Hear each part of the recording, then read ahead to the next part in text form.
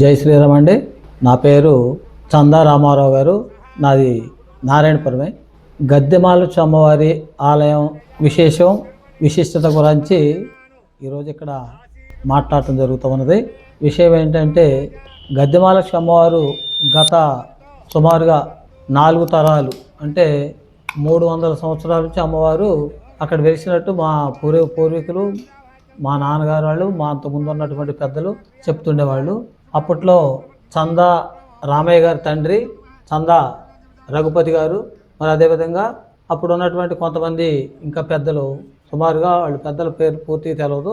ఆ తర్వాత వాళ్ళు నిర్మించినటువంటి అమ్మవారు అక్కడ ఇది విగ్రహం.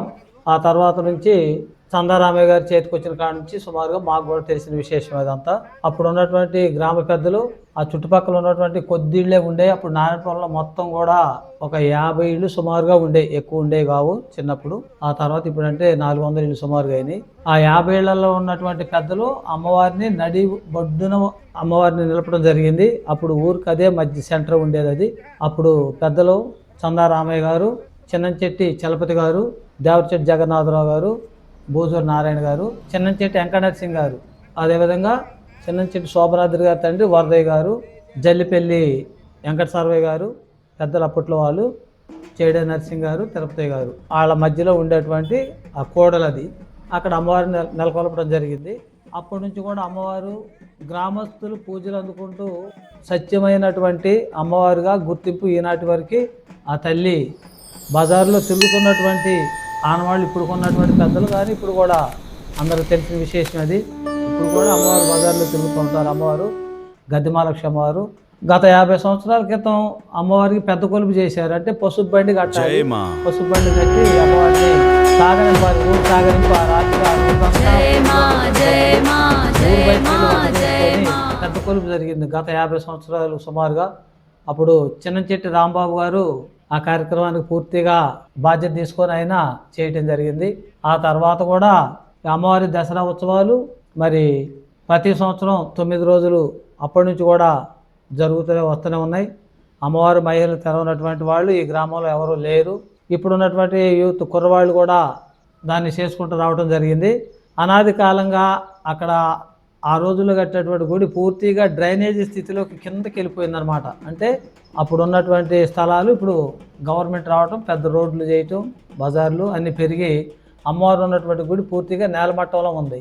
దాన్ని ఎవరు తీయాలన్నా కూడా కొంచెం అందరూ కూడా మళ్ళీ అదే కుటుంబానికి సంబంధించినటువంటి వ్యక్తే రావాలి, వాళ్ళే తీయాలనే సంకల్పం జరిగింది. దానికి చందా రామయ్య గారి మనవడు చందా రఘుపతి గారి కుమారుడు సత్యేంద్ర కుమార్ వాళ్ళ దంపతులతో నిన్న ఆ విగ్రహాన్ని బయటకు తీసి మళ్ళీ అదే స్థలంలో గుడి పునర్నిర్మాణానికి శంకుస్థాపన చేసినందుకు గ్రామస్తులందరూ కూడా ఇప్పుడు ఉన్నటువంటి పెద్దలు నిర్మల పుల్లారావు గారు, చందా లక్ష్మీనరసింహ గారు, చిన్నంచెట్టి వెంకటనరసింహ గారు, ఇంకా నులకాన్ శ్రీనివాసరావు, వీళ్ళంతా కుర్రవాళ్ళు కూడా అందరూ కూడా సహకరించి ఆ విగ్రహాన్ని పక్కన పెట్టించి ఒక చిన్న గుడి కట్టి అదే గుడిలో పక్కన గుడి కట్టడం కోసం నిన్న శంకుస్థాపన చేసినటువంటి చందా రామయ్య గారి మనవడు చందా సత్యేంద్ర కుమార్, మరి వారి సత్యమణి నిరూష వారి చేతుల మీదుగా వారసత్వంగా వస్తున్నటువంటి ఆలయం వాళ్ళదని వాళ్ళతోటి చేయించడం, గ్రామస్తులందరూ కలిసి కూడా వాళ్ళకి సహకరించి అందరం కూడా ముందుకెళ్ళినటువంటి విషయం జరిగింది. అందులో భాగంగా ఈరోజు శంకుస్థాపన చేయటం జరిగింది. అమ్మవారి ఆలయాన్ని కొద్ది రోజుల్లోనే నిర్మాణం, ఆలయం కూడా కాదు అది మండపం అంటారు దాన్ని, ఆలయం కాదన్నారు. దాన్ని మంచి సిద్ధాంతం తీసుకురావడం జరిగింది. దాన్ని మండపంగా ఏర్పాటు చేసి ఆ మండపాన్ని ఈ రేపు వచ్చే శ్రావణ మాసంలో ప్రతిష్ట కార్యక్రమం అమ్మవారిని మళ్ళీ అదే స్థానంలో యథావిధిగా ప్రతిష్ఠించేటువంటి కార్యక్రమాన్ని గ్రామస్తులు, గ్రామ ప్రజలందరూ కూడా దానికి శ్రీకారం చుట్టారు. ఈ 15 రోజుల్లోనే అమ్మవారి ఆలయం పూర్తి చేసుకొని దాన్ని అమ్మవారి ప్రతిష్ట కార్యక్రమాన్ని కూడా చేపట్టడం జరుగుతుంది. చేపట్టిన కాడ నుంచి నిత్య పూజలు ఎప్పుడు కూడా జరిగేటువంటి కార్యక్రమాలు, అమ్మవారి కైకర్యాలు, తర్వాత ప్రతి సంవత్సరం దసరా ఉత్సవాలు 9 రోజులు జరుగుతున్నాయి. ఎప్పుడు మా చిన్నప్పటి నుంచి అంతకుముందు నుంచి కూడా ఈ 9 రోజుల కార్యక్రమాలు అనేది దసరా ఉత్సవాలు అమ్మవారికి గ్రామస్తులందరం కలిసి కూడా ఒకే చోట ఒకే వేదికగా పెట్టి ఆ కార్యక్రమాన్ని ముందుకు తీసుకెళ్ళడం జరుగుతుంది. ఆ తర్వాత అమ్మవారిని సాగనింపడం, ఈ కార్యక్రమాలన్నీ భక్తి శ్రద్ధలతో గ్రామస్తులందరం కూడా కలిసి చేసేటువంటి కార్యక్రమం కాబట్టి ఇది అమ్మవారి ఆలయం కోసం భక్తి శ్రద్ధలతో చేసేటువంటి కార్యక్రమం కాబట్టి జరుగుతుంది. అసలు అమ్మవారు వెలిసిన దగ్గర నుంచి మీకు తెలిసిన కొన్ని విషయాలు చెప్పండి. అమ్మవారు ఇక్కడ ఎలా వెలిసింది, ఇక్కడ వెలవడానికి దాని సంకేతాలు ఎలాంటివి? అమ్మవారు అక్కడ వెలిసినటువంటి కార్యక్రమం నేను అప్పుడు కానాటికి నేను జన్మించలేదు. మా నాన్నగారు కూడా చాలా చిన్న పిల్లవాడు.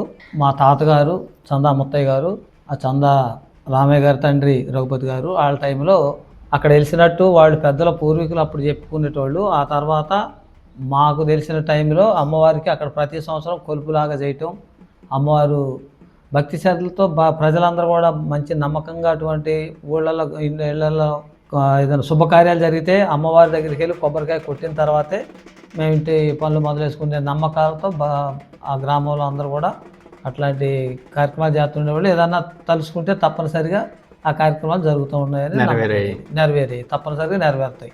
ఇప్పుడు ఈ దేవత మీ చందావారి కుటుంబానికి, గ్రామానికి ఎంత ముఖ్యమైనది? ఈ అమ్మవారు మా చందావారి కుటుంబానికే ముఖ్యమైనదనే కాదు, అది ఆనాడు మా తాతగారు వాళ్ళు పెద్దలు కాబట్టి వాళ్ళతోటి జరుగుతుండేది. ఈ ఉన్నటువంటి భక్తులు మాకు తెలిసినప్పటి కానీ వాళ్ళ కుటుంబమే దీన్ని పూజా కార్యక్రమాలు కానీ ఏదైనా ఏ సందర్భంలో వాళ్ళే ముందుండి చేస్తున్నారు కదా అని. అంటే మా తాతగారు వాళ్ళు చేసుకుంటూ వస్తున్నది, దానికి గ్రామస్తులందరూ సహాయ సహకారాలు మంచిగా మా అంటుండి నడిపిస్తుంటారు వాళ్ళు. అది ఆ రోజుల నుంచి కూడా మా కుటుంబీకులు చేస్తున్నటువంటి కార్యక్రమం అది. అప్పట్లో పెద్దలు ఎంతమంది ఉన్నా కూడా చందారామయ్య గారి మాట, ఆయన చెప్పేది విధానానికి అందరూ నచ్చి ఆయన ఏది చెప్తే అదే జరుగుతుండేది కాబట్టి వారి మాటను పోషించుకుంటూ అమ్మవారి కార్యక్రమాలు మొత్తం ఆయన చేతి మీద జరిపించేటోళ్ళు చందారామయ్య గారి పేరు మీద. ఆ తర్వాత కుర్రోళ్ళంతా వచ్చాం, అందరం తలకు చేసి గ్రామస్తులందరితో జరుగుతుంది.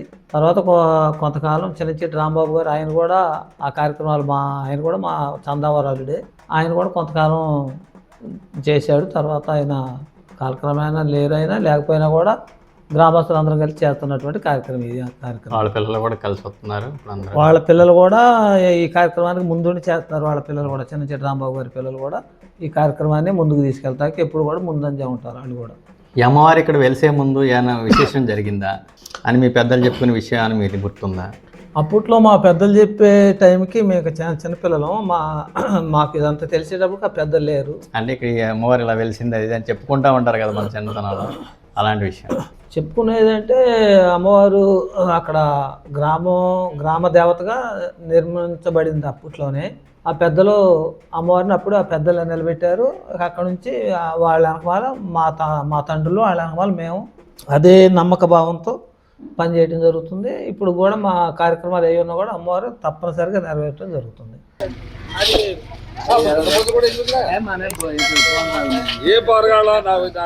అదే రాంబాబు గారు నా పెళ్ళైన సంవత్సరం అయింది 84లో మనం ఇక్కడ చేసింది. 84లో చేసాం. అమ్మవారు పూజ చేసి అప్పుడు కలిసేట ఎత్తుకోవడం, అప్పుడు తీసుకొచ్చి ఇక్కడ పడుకోబెట్టి మా కార్యక్రమాలు మేము అన్నీ చేసి లాస్ట్ దున్నపోతే ఇక్కడ ఏంటంటే కాపలా, ఎవడన్నా బయట వచ్చి బొలుగుతు పట్టుకెళ్తారేమని కాపలా ఉండి, ఆ కాపలా ఉన్న అయిన తర్వాత ఇక్కడ ఎత్తుకోవటం ఎక్కడ ఆగేది లేదు. ఇక్కడ నుంచి చెరువులో నుంచి నారాయణ గారి చెరువులో నుంచి మాలపల్లి ఇప్పుడు స్కూల్ ఉందా, స్కూల్ దగ్గర నుంచి తిరిగి ఏడుకు వచ్చిన తర్వాత మొత్తం అప్పుడు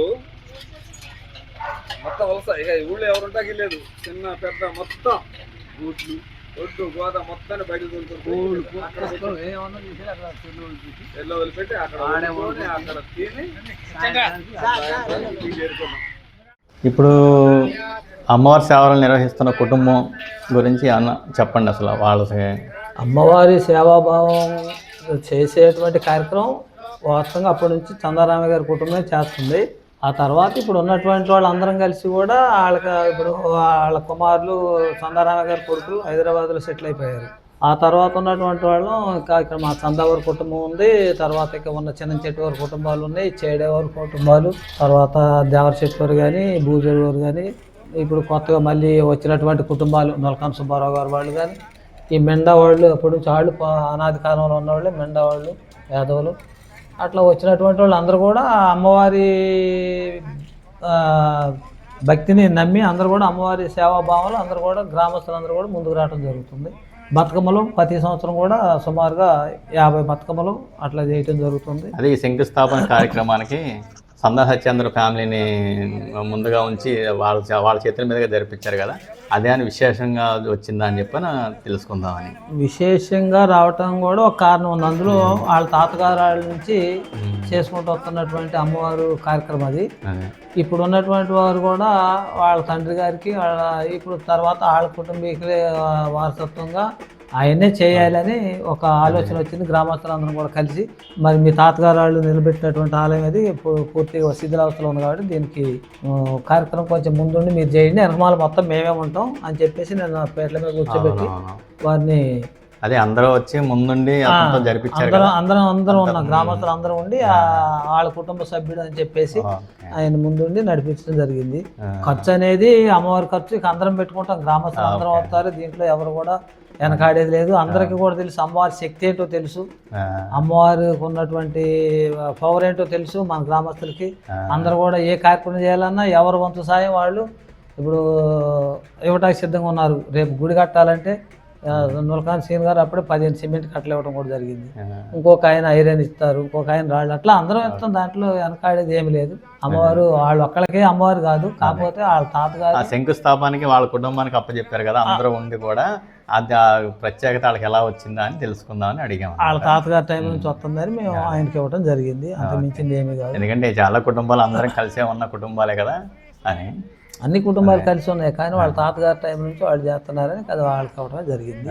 తర్వాత గ్రామస్తులందరం కూడా అది మంచిగా కోరుకొని ముందుకు తీసుకెళ్ళడం జరుగుతుంది అన్నమాట.